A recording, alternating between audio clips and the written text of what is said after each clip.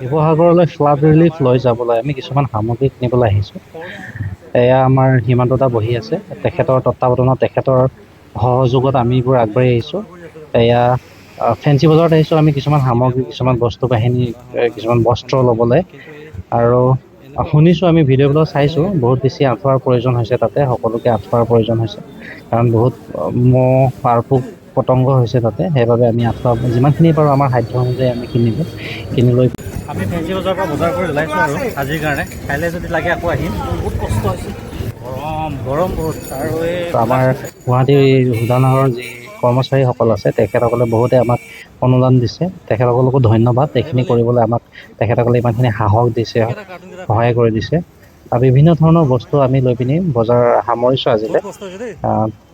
আঁঠুৱা ল'লোঁ, ফেনাইল ল'লোঁ, বিস্কুট বা কেক, বিভিন্ন ধৰণৰ এনেকুৱা সামগ্ৰী যিখিনি এতিয়া হয়তো আমি ভাবিছোঁ বহুত বেছি অত্য প্ৰয়োজনীয় হ'ব।